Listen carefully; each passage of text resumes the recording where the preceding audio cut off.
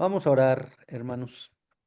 Dios Todopoderoso, alabado sea tu santo y bendito nombre, no solo de palabras, Señor, sino que lo alabemos con un corazón genuinamente arrepentido, con un corazón que no esconde su pecado, con un corazón que reconoce la necesidad que tiene de ti.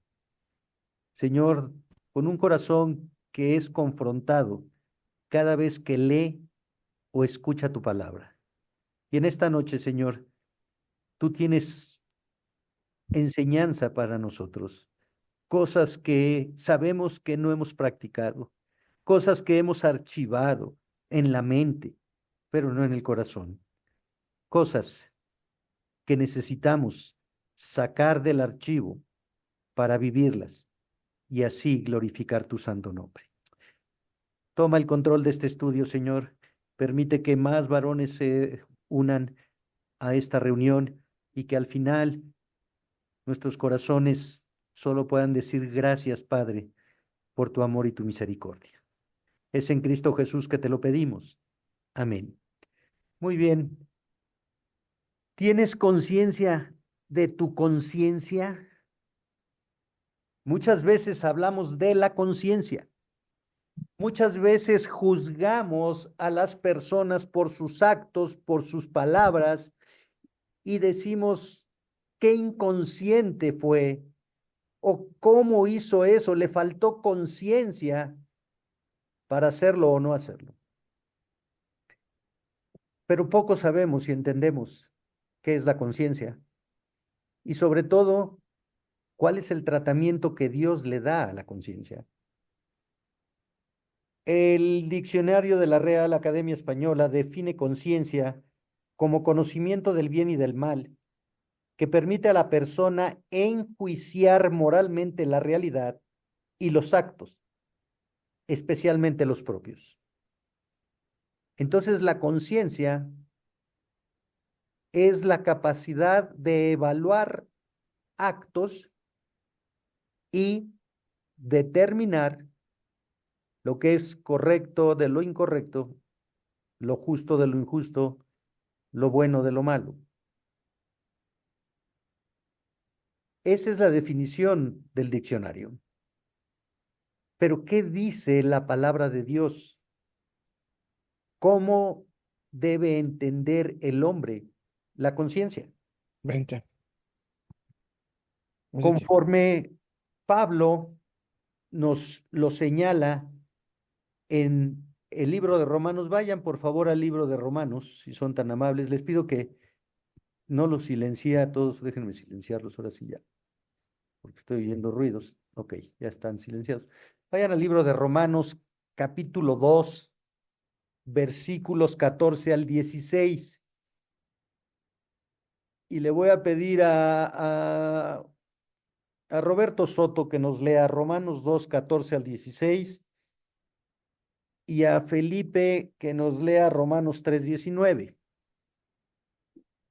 Sí, Romanos 2, del 14 al 16 dice así, porque cuando los gentiles que no tienen ley hacen por naturaleza lo que es de la ley, estos, aunque no tengan ley, son ley para sí mismos, mostrando la obra de la ley escrita en sus corazones, dando testimonio su conciencia y acusándoles o defendiéndoles sus razonamientos, en el día en que Dios juzgará por Jesucristo los secretos de los hombres, conforme a mi evangelio.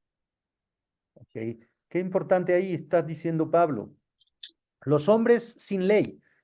Literalmente en ese contexto, Pablo está hablando del hombre natural, está hablando del no judío, está hablando del que no conoce el evangelio, en ese momento la revelación de Dios, la Torá, los profetas, los salmos. Y dice, no, no, no importa, ese hombre va a ser juzgado por Dios porque Dios ha escrito su ley en su corazón y su conciencia, la conciencia del hombre, va a dar evidencia de esa ley escrita. Por eso resulta muy simpático cuando nos dice una persona que es un agnóstico, ¿sí? Que es un incrédulo. No importa, El que un hombre piense que Dios no existe, aparte de que la Biblia lo califica como un necio, también es un mentiroso. Y aunque él no crea en la existencia de Dios y no crea en la Biblia como la palabra autoritativa de Dios, la existencia de Dios no es subjetiva, es objetiva. La Biblia inicia hablando de la existencia de Dios. El versículo 1 de Génesis 1 dice, en el principio creó Dios. Esto significa que Dios existía antes del principio. Esto significa que Dios revela su creación no para revelar su existencia porque Él es autoexistente. Y entonces, ese hombre, pecador, incrédulo, va a ser juzgado por lo que Dios ha puesto en su corazón. Porque ese hombre incrédulo, como dice la Escritura, ustedes siendo malos, no le dan una serpiente a su hijo cuando les pide pan. Ustedes en su corazón saben lo que es correcto de lo que es incorrecto. Entonces hay una conciencia puesta por Dios en el hombre que le capacita para evaluar lo bueno de lo malo. Pero ahora, ¿cómo opera la conciencia? En los creyentes, Romanos 3:19. Sí, hermanos, dice, pero sabemos que todo lo que la ley dice, lo dice a los que están bajo la ley, para que toda boca se cierre y todo el mundo quede bajo el juicio de Dios. Gracias, hermano. Ahora, los que Bien. están bajo la ley, los judíos, por extensión, hoy la iglesia tiene el evangelio y dice que Dios es el que va a juzgar a todos, creyentes o no creyentes, porque Dios es la suprema autoridad. Pero el creyente tiene conciencia y no tiene excusa porque tiene el evangelio. Si el incrédulo no tiene excusa,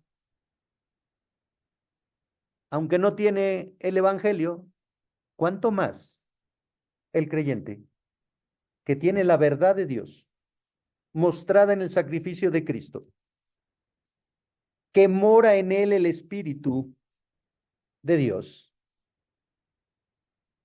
¿Cuánto más nuestra conciencia debe estar cautivada por la palabra de Dios?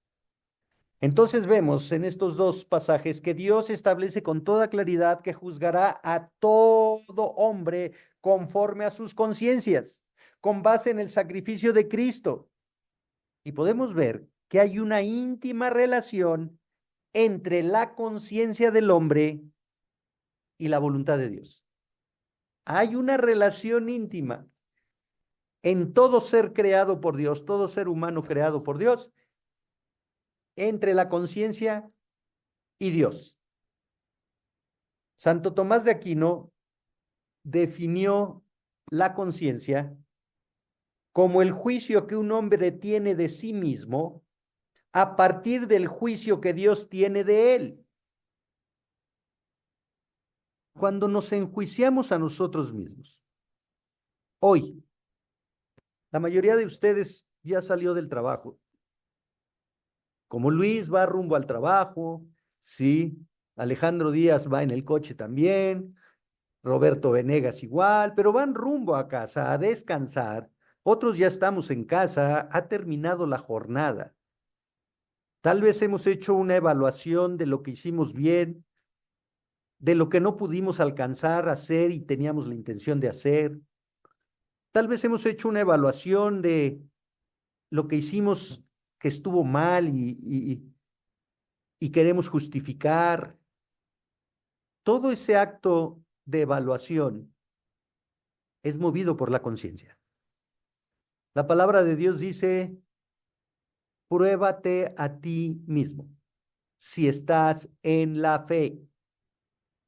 Pablo le dijo a Timoteo, cuídate a ti mismo y la doctrina. Pablo le dijo a los ancianos de Éfeso, ahí en el libro de Hechos, que se cuidaran a ellos mismos y que cuidaran la grey de Dios porque vendrían falsos maestros. Bueno, nosotros podemos ser falsos maestros cuando queremos justificar nuestros actos a sabiendas que no son correctos delante de Dios. No somos sanos maestros.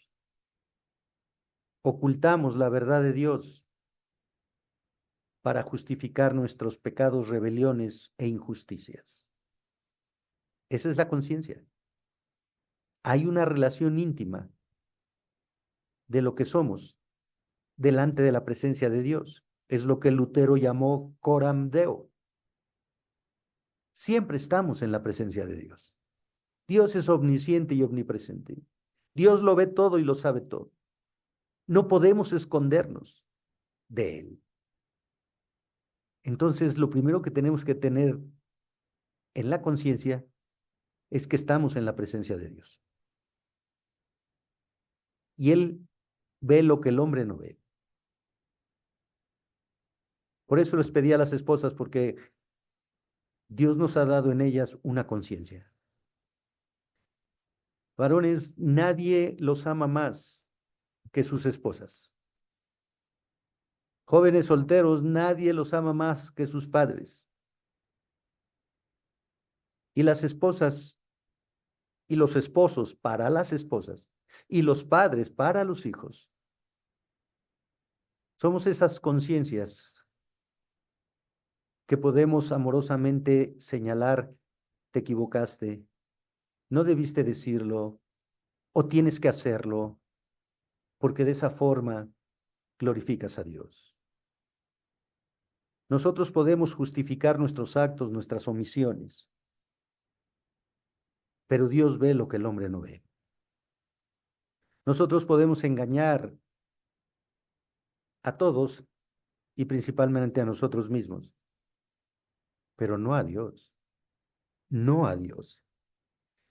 El hecho de que la conciencia es esencialmente autónoma en su operación es una experiencia universal, y aunque en ocasiones podemos suprimirla o reprimirla, normalmente ésta habla independientemente de nuestra voluntad, y a veces, de hecho, en contra de nuestra voluntad. Y cuando la conciencia habla, lo hace de una manera separada de nosotros. Es como si se levantara en contra de nosotros. Se dirige a nosotros con una autoridad absoluta que nosotros no le dimos y que tampoco le podemos quitar. ¿Cómo negarnos a nosotros mismos que hicimos un mal? ¿Cómo negarnos a nosotros mismos que no hicimos un bien? Cuando la Escritura nos dice que el que sabe hacer el bien y no lo hace, ya le es pecado. De modo que cuando la conciencia nos confronta, nos está llevando a un tribunal. Un tribunal en el que será juzgada nuestra conducta a la luz de la palabra de Dios, no a la luz de las circunstancias, no a la luz de las necesidades, no a la luz de los deseos, de las debilidades, de las justificantes, a la luz de la palabra de Dios. Y miren, hermanos, es muy interesante entender cómo manejaban los puritanos la conciencia. Para ellos, la conciencia era una forma de silogismo práctico. Ellos manejaban una premisa mayor, una premisa menor y una conclusión. Por ejemplo, premisa mayor: Dios prohíbe robar. Premisa menor: tomar ese dinero que necesito, pero que no me pertenece, es robar. Conclusión, no debo tomar ese dinero. Era una forma práctica de pensar, analizar y aplicar la palabra de Dios a la vida. La Biblia dice, marido, ama a tu esposa como Cristo amó la iglesia. Esa es la premisa mayor. La premisa mayor es, si no amo a mi esposa de esa forma, estoy pecando, estoy desobedeciendo a Dios. La conclusión, debo esforzarme por amar a mi esposa como Cristo me manda. Y de esa forma podemos ir confrontando la escritura con nuestro corazón. Podemos afirmar que la conciencia es el conocimiento que un hombre tiene de sí mismo ante la presencia de Dios, sujeto a la palabra de Dios y expuesto al juicio de la ley de Dios, a menos de que hayamos sido justificados por la gracia de Dios. Pero aún así, la palabra de Dios sigue siendo la norma de autoridad para la vida del creyente. Y es más enfática la responsabilidad del creyente que tiene la verdad de Dios en su corazón que la del incrédulo. Y es más el agravante de vivir como incrédulo siendo creyente. Porque anulamos la gracia de Dios mostrada en la cruz, en el sacrificio de Cristo.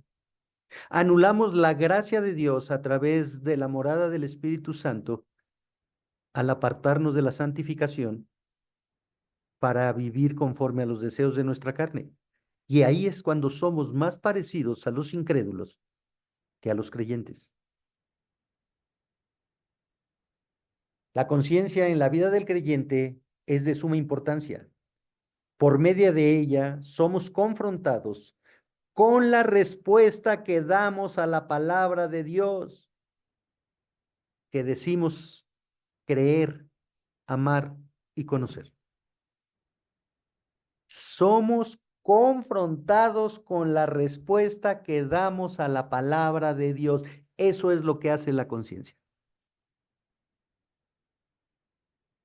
La premisa mayor, debes perdonar, como Cristo te perdona. La premisa menor, no puedo guardar resentimiento contra quien me ofende.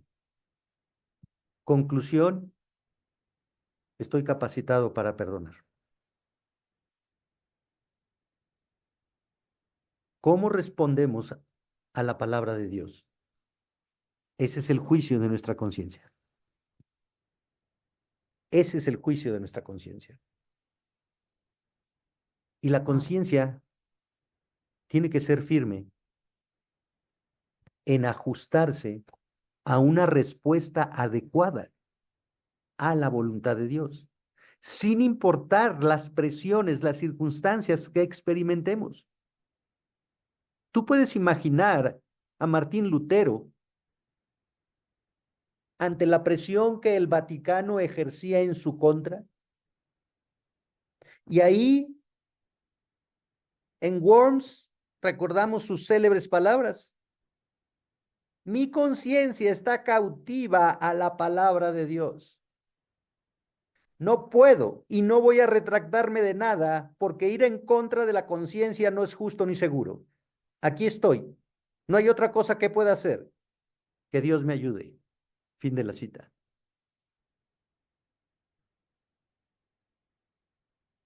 Él pensaba que podía morir por no retractarse, por no arrepentirse.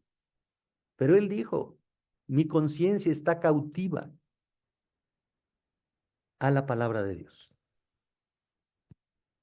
Hermanos, ¿cómo respondemos a nuestras esposas? Ante la presión, ¿sí?, inhumana de nuestras esposas, cuando nos confrontan con la palabra de Dios. El pastor MacArthur dice que las esposas les falta misericordia, porque el pastor MacArthur dice que su esposa cree que él debe hacer todo lo que predica. Y por eso dice que a las esposas les falta misericordia. ¿Cómo respondemos ante las presiones de la vida, del mundo? ¿Verdaderamente nuestra conciencia está cautiva a la palabra de Dios?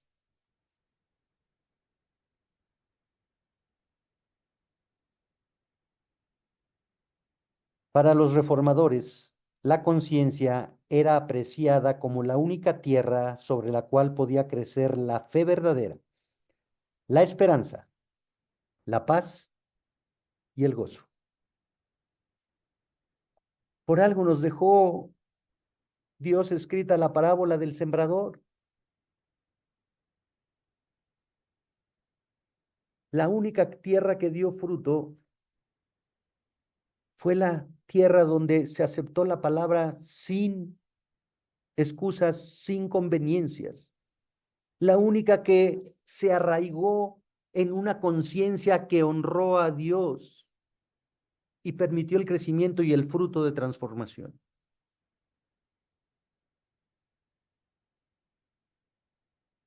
¿Nuestra vida puede mostrar ese fruto de transformación? ¿Nuestra conciencia puede dar ese fruto de que verdaderamente hemos sido transformados por la palabra de Dios? ¿Podemos ver, siendo honestos, cambios en nuestra vida? Podemos reconocer que nos hemos apartado de tal o cual pecado con lucha, con oración, dependiendo de Dios.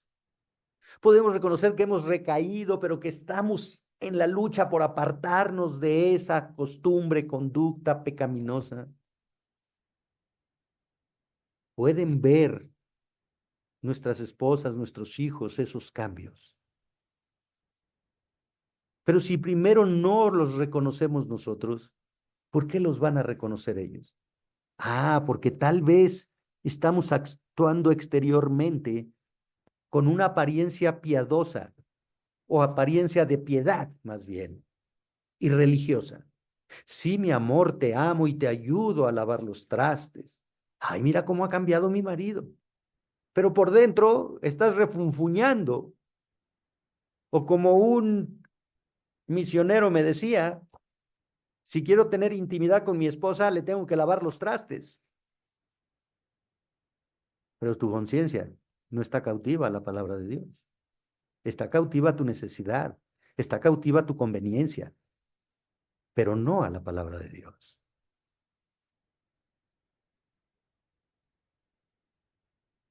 Esa conciencia, como dicen los reformadores, es una tierra fértil, porque donde hay fe genuina, hay esperanza. Hay esperanza de crecimiento espiritual. Hay esperanza de negarnos a nosotros mismos. Hay esperanza de morir y dejar todo para seguir a Cristo. Hay esperanza de que Dios, el que empezó la buena obra, la va a concluir. Y como dice la Escritura, la esperanza no avergüenza. La esperanza genera paz y gozo. ¿Tenemos una conciencia llena de paz y gozo? Tenemos esa conciencia porque hemos obedecido la palabra de Dios aún en contra de nuestros intereses. Es una conciencia íntegra.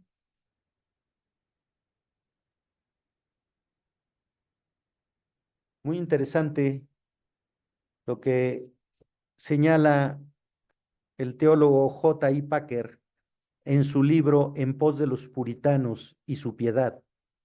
Señala Packer: el verdadero interés supremo de las mentes y corazones de aquellos que eran llamados puritanos era un interés por Dios, un interés por conocerlo verdaderamente, por servirlo correctamente y por glorificarlo y disfrutar de él. Y debido a que eso estaba siempre en sus mentes, ellos tenían un profundo interés por la conciencia, ya que afirmaban que la conciencia era un órgano mental en los hombres a través del cual Dios aplicaba su palabra sobre ellos. Por lo tanto, lo más importante para un hombre era que su conciencia fuera iluminada, instruida, purgada y mantenida limpia. Así que, para ellos, no era posible que un hombre tuviera un entendimiento espiritual verdadero ni una piedad genuina si su conciencia no era expuesta y esclavizada a la palabra de Dios. Qué tremendos conceptos. Qué tremendos conceptos. La transformación, hermanos, de la gracia de Dios es en lo íntimo. Dios cambia el corazón, la parte inmaterial del hombre.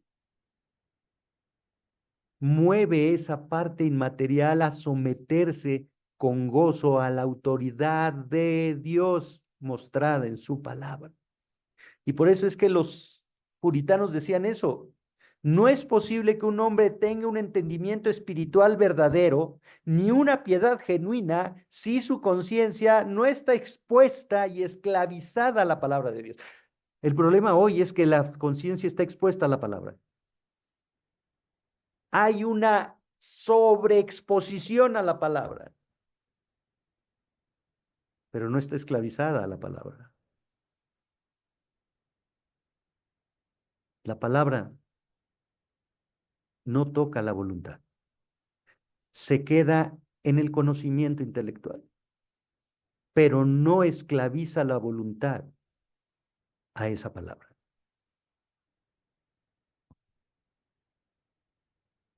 De esta manera nos muestra la Biblia la relación que hay entre la conciencia humana y Dios. Entre la conciencia humana y Dios. Y tenemos que ser honestos.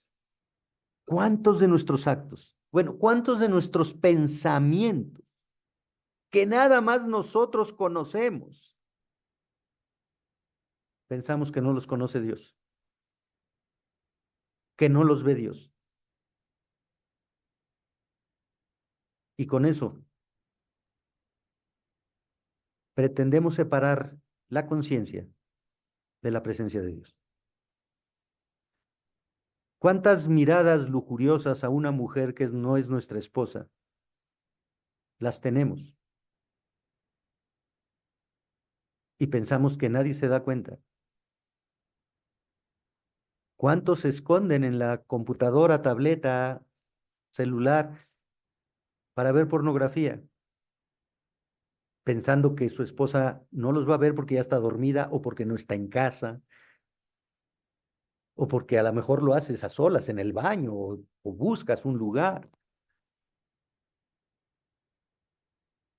pero no tienes conciencia de que estás en la presencia de Dios? Y así podemos ver y analizar los mandamientos del Señor. Dice, no robarás. Pero robar no solo es tomar un artículo que no te pertenece, un objeto material. Robar también es quitarle la gloria a Dios para ponerlo a nosotros. Lo hice porque soy muy hábil, porque tengo mucha experiencia, por esto, por el otro. No, lo hiciste porque Dios te dio la capacidad de hacerlo. Pero cuando no reconocemos a Dios, le estamos robando su gloria. ¿Cuántas veces ambicionamos algo en el interior de nuestro corazón, a sabiendas que Dios dice no codiciarás ni la casa, ni la mujer, ni los bienes de tu prójimo?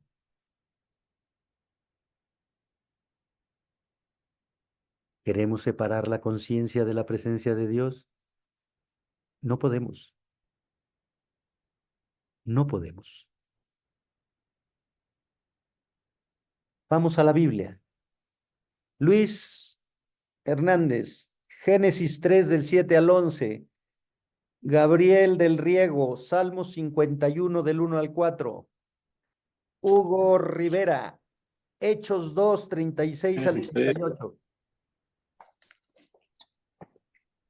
Génesis 3 del 7 al 11, ¿verdad, pastor? Sí, pero déjame terminar de repartir la baraja. Me quedé con Hugo, Hechos 2 36 al 38. Sergio Roa, Hechos 24 16.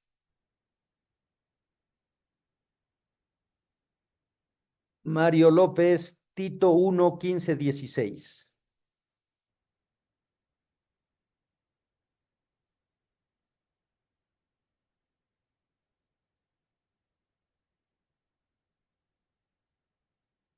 Adelante, ahora sí. Génesis 3 del 7 al 11. Entonces fueron abiertos los ojos de ambos y conocieron que estaban desnudos. Entonces cosieron hojas de higuera y se hicieron delantales. Y oyeron la voz de Jehová que se paseaba en el huerto al aire del día, y el hombre y su mujer se escondieron de la presencia de Jehová, Dios, entre los árboles del huerto. Mas Jehová Dios llamó al hombre y le dijo: ¿Dónde estás tú? Y él respondió: Oí tu voz en el huerto y tuve miedo, porque estaba desnudo y me escondí. Y Dios le dijo: ¿Quién te enseñó que estabas desnudo? ¿Has comido del árbol del que yo te mandé que no comieses? ¿Ok? ¿Qué sucedió? Dice el versículo 7 que después de que comieron, Adán y Eva, fueron abiertos los ojos de ambos y se dieron cuenta que estaban desnudos. Es decir, vieron sus vergüenzas. Tuvieron conciencia de su estado. Antes del pecado estaban desnudos y no se avergonzaban. Pero el pecado les llevó a ver su estado natural. Se sintieron avergonzados y culpables. Quisieron cubrir su vergüenza. Su conciencia les llevó a cubrir su vergüenza. Y oyeron al Señor Dios que se paseaba en el huerto. Lo habían oído días antes, lo habían oído antes de pecar y no habían tenido temor. Pero ¿qué hicieron? Se escondieron de la presencia del Señor. Algo imposible. Pero su conciencia los llevó a buscar esconderse de la presencia, esconder su responsabilidad delante de Dios. Y cuando Dios buscó a Adán, no es que Dios no supiera dónde estaba Adán. Dios lo sabe todo. Pero Dios extiende su gracia y su misericordia para que Adán confiese su culpa y halle perdón. Pero Adán no hizo eso. Adán justificó su culpa. Tuve miedo porque estaba desnudo. Tuve miedo porque reconocí que hice lo malo delante de ti y pretendí evitar mi responsabilidad ante ti. Tuve miedo porque me viste cuando adulteré tu palabra. ¿No es eso lo que nos lleva a ser la conciencia? Evitar nuestra responsabilidad delante de Dios. Cuando Dios en su gracia nos ha dicho, confiésame tus pecados y yo te perdono. Pero aún así, seguimos tapando nuestras vergüenzas con hojas de parra y escondiéndonos o pretendiendo escondernos delante de Dios. No, no es que no voy a la iglesia porque no me siento digno. Ah, entonces cuando te sientas digno vas a ir a la iglesia. No, no es que no tomo la cena del Señor porque no me siento digno. Entonces, como yo siempre les digo, oye, tú vas al doctor cuando estás sano o cuando estás enfermo. No, pues cuando estoy enfermo. Ah, bueno, pues ve a la iglesia cuando no te sientas digno, para que sea la palabra de Dios la que te sane, te limpie, te conforte. Porque si estás esperando ser digno para presentarte delante de Dios, nunca lo serás. Nunca. Salmo 51, 1 al 4.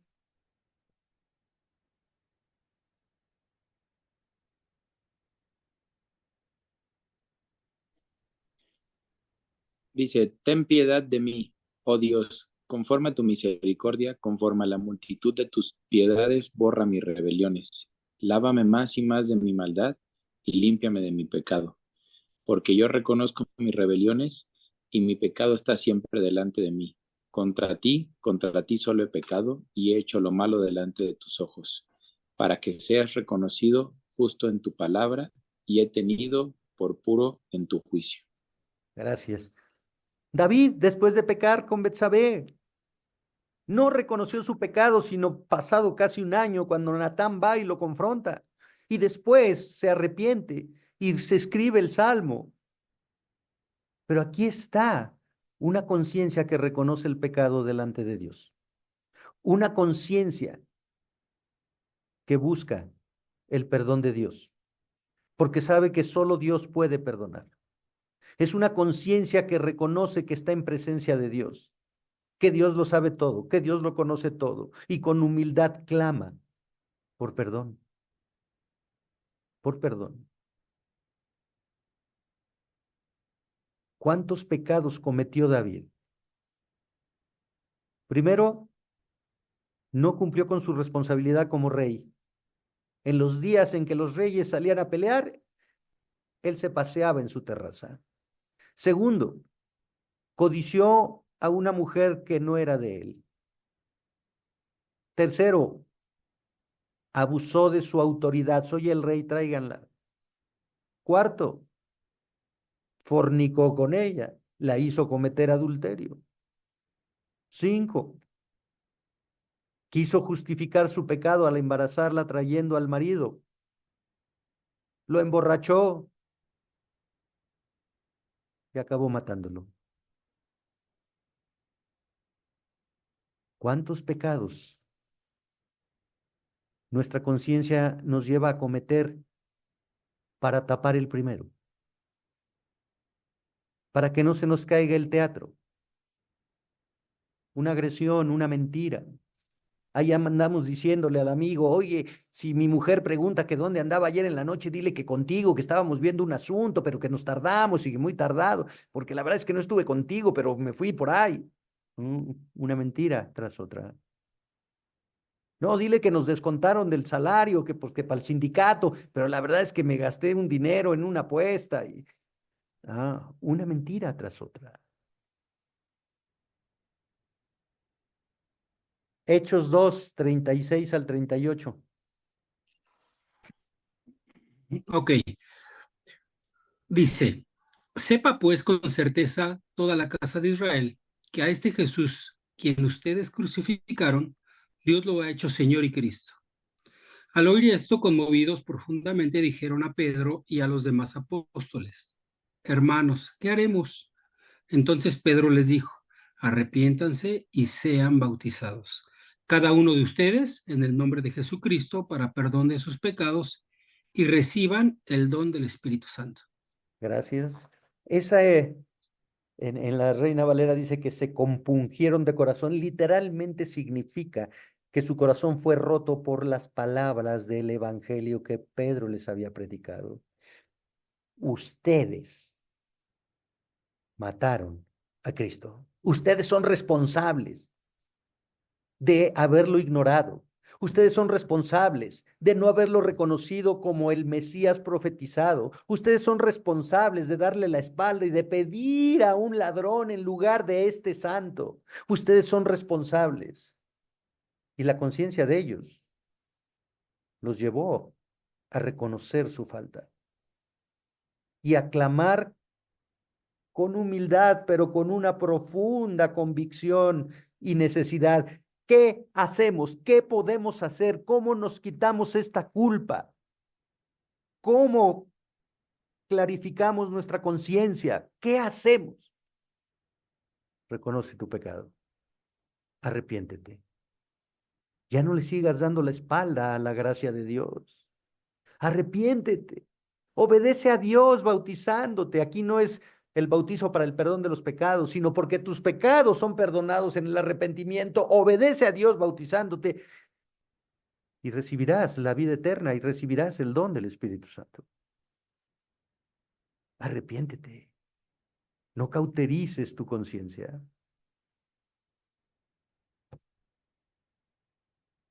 Hechos 24:16. Sí, Hechos 24:16. Y por esto procuro tener siempre una conciencia sin ofensa ante Dios y ante los hombres. Pablo está siendo juzgado. ¿Por qué? Por predicar el Evangelio, por compartir las buenas nuevas, por proclamar la verdad del reino, por llamar al arrepentimiento. Y él dice, procuro, me esfuerzo por tener en todo momento, en todo lugar, una conciencia que no ofenda a Dios ni a los hombres. ¡Qué trabajo!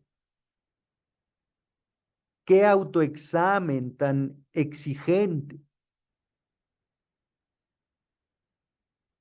Pero eso es lo que hace la gracia de Dios. A través de su palabra y de su Santo Espíritu que mora en el creyente, nos debe llevar a esforzarnos siempre por tener una conciencia sin ofensa a Dios y sin ofensa a los hombres. Decir la verdad del Evangelio no es ofender al hombre. Decirle pecador no es ofenderlo. Decirle que se arrepienta no es manipularlo. Es mostrarle el amor para que no vaya al infierno. Quedarnos callados, no compartirle la salvación. Ay, porque me da vergüenza, ay, porque se va a enojar, ay, porque qué me va a decir. Es no amar a Dios y no amar al prójimo.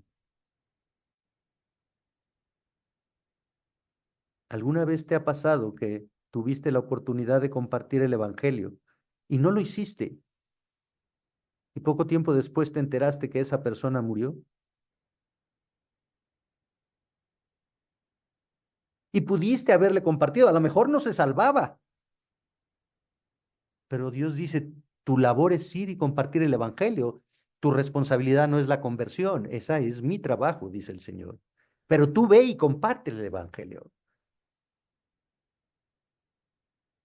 Y cauterizamos la conciencia. Bueno, tal vez no era el momento. Bueno, tal vez alguien ya le había dicho y él no quiso. Bueno, Dios conoce que no pude. ¿De veras? Tenemos que esforzarnos por tener una conciencia limpia delante de Dios y de los hombres. Tito 15:16. Dice, todas las cosas son puras para los puros, mas para los corrompidos e incrédulos nada les es puro, pues hasta su mente y su conciencia están corrompidas. Profesan conocer a Dios, pero con los hechos lo niegan, siendo abominables y rebeldes, reprobados en cuanto a toda buena obra. Qué tremendas palabras de Pablo a Tito, ¿verdad? Hablando de los cretenses. Ujú. Para los de conciencia pura, todo es puro. Pero para los corrompidos, y aquí hay una comparación, e incrédulos, el corrupto es un incrédulo, el incrédulo es un corrupto. Nada es puro. Tanto que su mente y su conciencia están corrompidas. Y después, las palabras más duras. Profesan, declaran ser cristianos. Van a la iglesia, cantan alabanzas, usan lenguaje bíblico. Hermano, hermana, estoy orando por ti, qué gozo verte, aleluya, gloria a Dios, amén. Pero sus hechos no muestran que son creyentes. Su vida diaria, su testimonio no muestra que son creyentes. son abominables y desobedientes, inútiles para la obra de Dios. Una conciencia aparente, una conciencia religiosa, pero no piadosa. Una conciencia que no tiene temor de Dios. Y Dios dice, eres un abominable y desobediente. Eres un inútil. Un inútil es el que no da fruto. Y el que no da fruto, dice el Evangelio de Juan, que los pámpanos que no dan fruto son arrancados, separados y quemados. En la sociedad en que vivimos, la conciencia está en decadencia y la iglesia no está exenta de ello. La apostasía ha ganado terreno. Hoy se cauteriza la conciencia con conocimiento intelectual, teológico, sin práctica, sin obediencia. Y por lo tanto, no hay un juicio real, justo, honesto de lo que el hombre es para sí mismo y delante de Dios. En la iglesia de Cristo, las conciencias siempre deberían estar afiladas y alertas. ¿Pero en verdad lo están? J. I. Packer señala, con mucha verdad, y cito, es aterrador pensar que nosotros, a quienes Cristo llamó para ser la sal de la tierra, hayamos perdido mucho de nuestro sabor. ¿Los evangélicos de hoy en día se dan a notar por su bondad e integridad? ¿Acaso nuestros predicadores, tan serios y elocuentes como pueden llegar a ser, se han ganado el nombre de pregoneros de justicia que Dios le dio a Noé? Hermanos, hoy exaltamos el conocimiento bíblico sobre el temor y la obediencia a Dios. Hoy queremos creyentes que conozcan los idiomas bíblicos, que salgan de seminarios, porque creemos que eso es garantía de ser creyente y no lo es. Alguien me dijo, ¿para qué nos mandan a los seminarios? Fue una mujer. ¿Para qué nos mandan a los seminarios y después no nos dan oportunidad? Y le respondí, para que sepas cuál es tu rol en el diseño de Dios y para que ejerzas ese rol en el lugar donde Dios te diseñó que lo ejercieras. En tu casa. En tu casa. Tito 2. Las ancianas enseñan a las jóvenes a amar a sus maridos, a cuidar a sus hijos y sus casas. La mujer sabia edifica su casa, mas la necia con sus manos la destruye, dice Salomón en Proverbios 14:1. Pero ¿cuántos de nosotros destruimos nuestros hogares por no poner en práctica lo que la palabra de Dios que conocemos nos enseña? Hermanos, exaltemos la obediencia, no el conocimiento intelectual. Exaltemos el temor de Dios, no la mucha palabrería bíblica. Y no cautericemos la conciencia, sino seamos movidos a reconocer lo que no hacemos bien, pedirle perdón a Dios, pedirle perdón a nuestra esposa, a nuestros hijos, por no ser esos líderes espirituales que Dios demanda que seamos.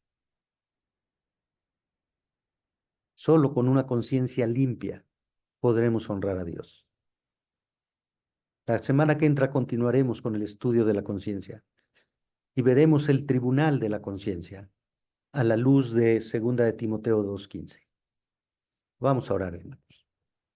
Padre, te alabamos, te bendecimos y te damos gracias porque tú nos creaste con una conciencia de que tú existes. Los cielos cuentan la gloria de Dios y el firmamento anuncia la obra de tus manos. En la creación tú te manifiestas al hombre y en sus corazones has escrito tu ley.